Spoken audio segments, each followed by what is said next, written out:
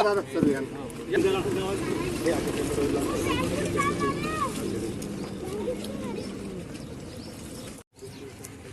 नगरसेवक चंद्रशेखर दादा पाटील, त्यानंतर भाजपचे जिल्हाध्यक्ष महेश भाऊ पाटील, त्यानंतर एबीपी माझाचे प्रतिनिधी आदरणीय नेवे साहेब, रविदादा, गोविंद सर, इतर सर्व मान्यवर, इतर परिसरातले सर्व मान्यवर इथे उपस्थित झालेले आहे।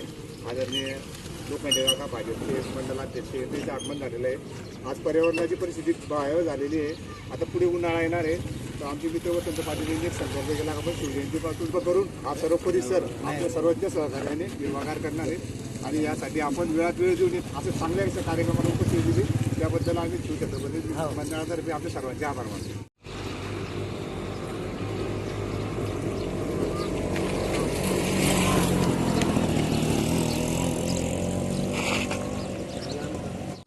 आज छत्रपती शिवाजी महाराजांच्या जयंतीनिमित्ताने सर्वांना हार्दिक शुभेच्छा आणि छत्रपती मित्रमंडळ आणि अखिल भारतीय श्री स्वामी समर्थ केंद्र पर्यावरण प्रकृती विभागाच्या माध्यमातून आज या ठिकाणी वार्डाचे नगरसेवक डॉक्टर चंद्रशेखरजी पाटील, भाजपा अध्यक्ष युवक अध्यक्ष महेशदादा, आमचे मित्र प्रवीण भाऊ, राहुलदादा लोखंडे आणि उपस्थित सर्व या ठिकाणी उपस्थित असलेले मान्यवर रविदादा पाटील वगैरे यांचं सर्वांचं या ठिकाणी हार्दिक स्वागत। आज छत्रपती शिवाजी महाराजांची जयंती आहे आणि आपण सगळे जाणताच की या महाराष्ट्रामध्ये छत्रपती शिवाजी महाराजांनी जे किल्ले जे गडकोट बांधले ते दुसरं कोणीही बांधू शकत नाही आणि छत्रपती शिवाजी महाराज हे शेतकऱ्यांचे कैवारी होते। त्यांनी त्या काळी कुठल्याही प्रकारचे झाडं तोडू नये, शेतकऱ्यांना त्यांनी खूप सहकार्य केलं आणि झाडांच्या बद्दल जे कोणी झाडं तोडत होते त्यांना त्या काळी ते शासन करत होते। असे आपले रयतेचे राजे छत्रपती शिवाजी महाराज होते आणि आत्ताचा जो काळ आहे छत्रपती शिवाजी महाराजांच्या राज्याभिषेकाला जवळपास 350 वर्ष होत आहेत।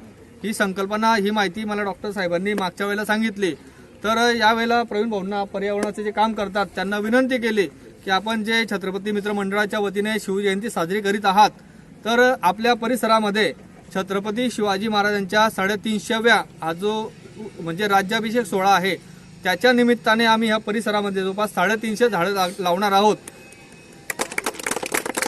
आणि त्या 350 झाडांची लावण्याची सुरुवात आज झालेली असून या पूर्ण परिसरामध्ये सर्व परिसरातील नागरिकांच्या सहकार्याने आम्ही 350 झाडं या ठिकाणी लावणार आहोत।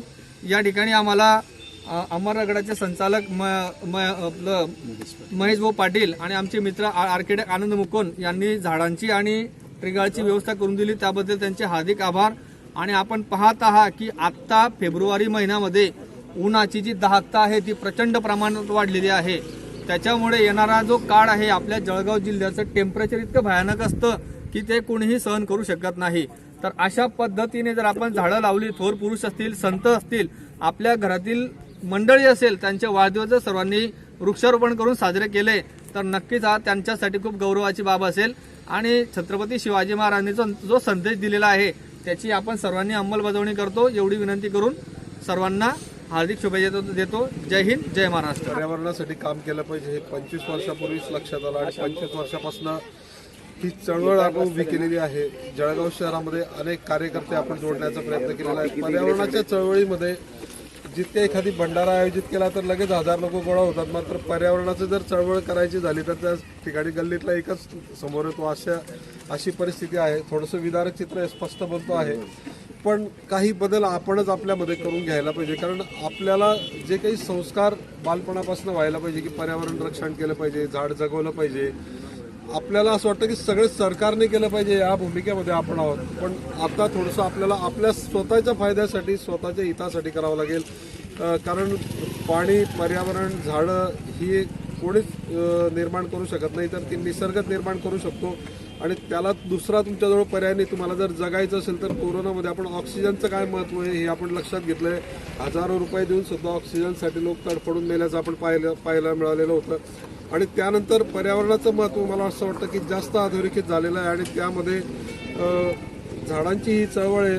आपला कार्यकर्ता आहे वसंत पाटील आणि त्याचे सहकारी, सगळ्यांची नावं मला माहिती नाही त्याबद्दल माफी मागतो मी, पण या सगळ्यांचं जे काही या पर्यावरणासाठी योगदान आहे, वसंत जवळजवळ 10 वर्षापासून मी या व्यक्तीला ओळखतोय, केवळ वसंत नाही तर आपण म्हणतो निसर्गामध्ये वसंत ऋतू आला की एक सगळं चैतन्य निर्माण होतं आणि आता वसंत ऋतू जवळच आलेला आहे आणि अशा पार्श्वभूमीवरती या वसंतानं एक पर्यावरणाच्यासाठी जो काही धडपड घेतलेली आहे सर आहेत पाटील सर ते सुद्धा 15-20 वर्षापासून मी त्यांना ओळखतोय आणि ही कार्यकर्ते झाडं जोपासण्याचं काम करत आहे. कोणी ट्री गार्ड देत आहे, कोणी झाड देत आहे, कोणी पाणी देत आहे.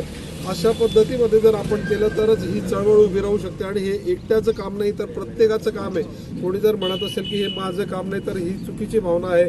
आणि आज तर खरंच छत्रपती शिवाजी महाराजांची जयंती आहे. अतिशय मला असं वाटतं की हा आपल्या राज्यासाठी, देशासाठी आणि आपल्यासाठी हा एक सुंदर असा दिवस आहे.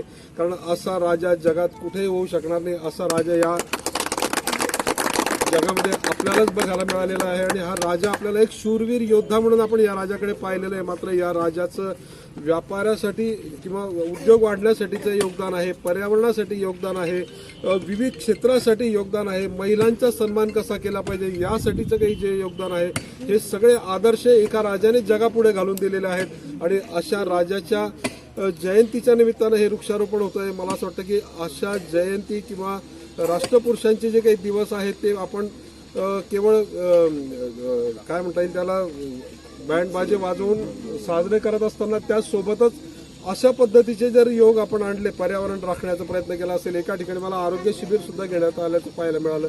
जर अशा जोडीचे जर आपण कार्यक्रम घेतले तर मला असं वाटतं की खऱ्या अर्थाने आपण या राजांच्या कार्याला अभिवादन करतोय. आज खरं या राजांचे जे गुण आहेत ते आपण आपल्या स्वतःमध्ये अंगीकारण्याची वेळ आलेली आहे आणि त्या दृष्टीने खरं तर वसंतांनी काम केलेलं आहे. कारण शिवाजी महाराजांचं पर्यावरण प्रेम हे सगळ्या जगाला माहिती आहे.